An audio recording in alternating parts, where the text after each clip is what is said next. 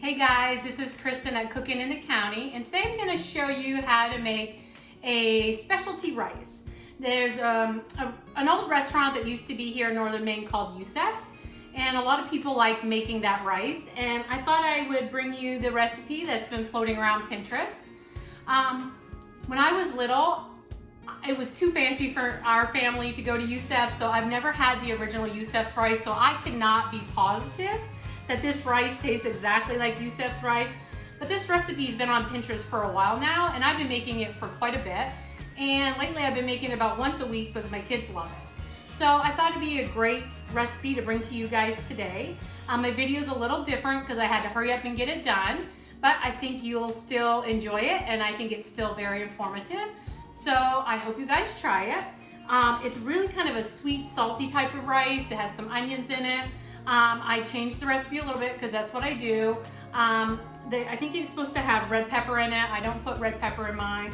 I just do onion. So this is what it looks like when I finish mine. It pairs really well with some grilled chicken, some broccoli, and your rice. I think it's a delicious meal. So I really hope you guys enjoy it, and I hope you try it.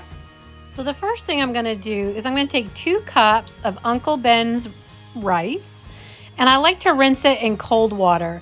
Now, I don't know if this makes much a difference or not, but at the end of the recipe, I find the rice isn't as mushy and it kind of all stays together.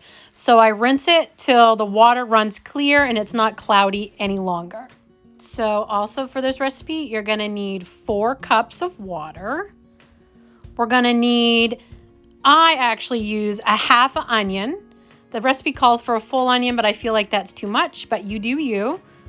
And I cut it up quite small. It will cook down really well in the rice, but I like the pieces really, really small. So for the rest of the ingredients, you're gonna need some sugar, some vegetable oil, some soy sauce. That's your ingredients. So here we are. We're in the middle of a pandemic, so I am out of sugar.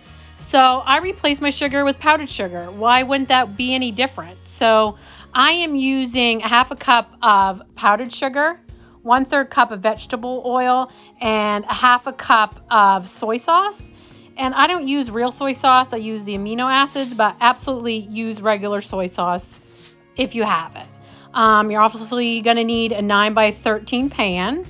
And I spray that with Pam, but it doesn't stick. But just in case it does, that's what I do.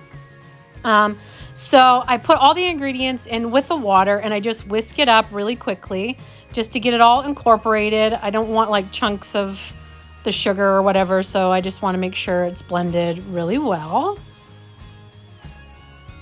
And the rice is now going to be all drained, so we're going to put that in our 9x13 glass pan. We're going to throw our onions in there.